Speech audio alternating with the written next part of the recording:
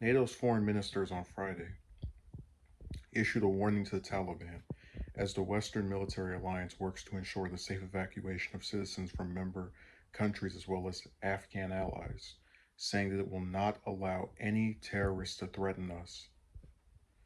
The caution came in a statement following the ministers' meeting Friday on the deteriorating security situation in Afghanistan, where US, NATO, and other allied forces are attempting to get thousands of people out of Afghanistan each day following the Taliban's rapid takeover of Kabul.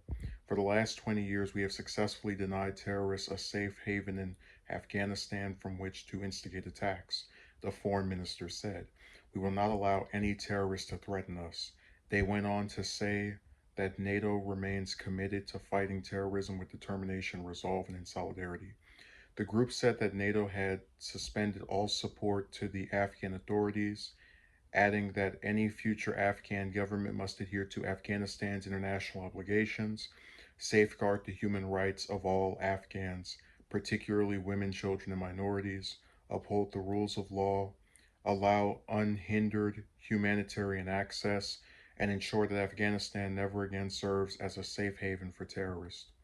So, this is a very significant statement where they mention the different things that are part of the international obligations for Afghanistan. That's them basically saying if the Taliban take control, which is what people are predicting they're going to do after the US leaves, if they don't adhere to these standards they're putting out, they're not going to get the support of the international community.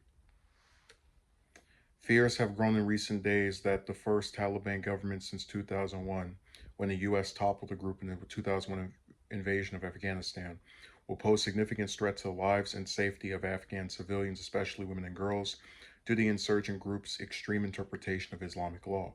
However, the New York Times reported Thursday that the Taliban are ramping up their search for Afghans who assisted US and British forces and are threatening to kill or arrest their family members. Taliban militants have also violently clamped down on protests in recent days and called on Muslim worship leaders to persuade citizens not to leave Afghanistan. Well, those Muslim worship leaders are going to have their work cut out for them. They're going to go, please stay in the country where if you're a woman, we don't let you leave the house without being with the man. And if you're a girl, you can't go to school. Please stay here. What an appealing place. That is hilarious. And again, like this is a sad story and people are having violent things happen to them, but just the idea of Taliban militants getting these like Muslim worship leaders and saying, "Hey, can you convince people to stay in this war-torn, ravaged, backwards law, rights suppressing country of ours?" All right, the NATO foreign minister said Friday that its immediate task now is to meet our commitments to continue the safe evacuation of our citizens, partner country nationals, and at risk Afghans, in particular those who have assisted our efforts. NATO Secretary General Jens Stoltenberg also said in a virtual press conference Friday that continuing evacuation of people from allied and partner countries and Afghans who worked with us was a top priority. So, just to wrap this up, because there's a little bit left of the article, but I'm going to say it like this: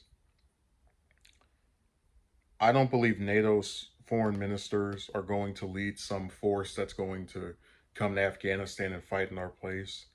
And I don't believe these countries care as much about Afghan civilians as they claim to, because if they wanted to, and I mentioned some other videos on it, they could have a percentage of these different Afghan refugees come to their various countries and be safeguarded from the terrorists that are from their country of origin. But they don't do that. It's like, why do they have to live in this ravaged, again, war torn country when if all of you guys care so much about them, you just have them be cut into different pieces as far as uh, splitting them into different groups and having them come to the various countries that are part of NATO's makeup. And, it's very strange to me that they claim they care so much, but they can't provide shelter to the people that, they're so concerned with. So, I think Taliban's not going to change their ways. They're not going to be threatened by this because, again, these countries they just run their mouth and flip their gums. They don't actually do anything that helps anybody usually.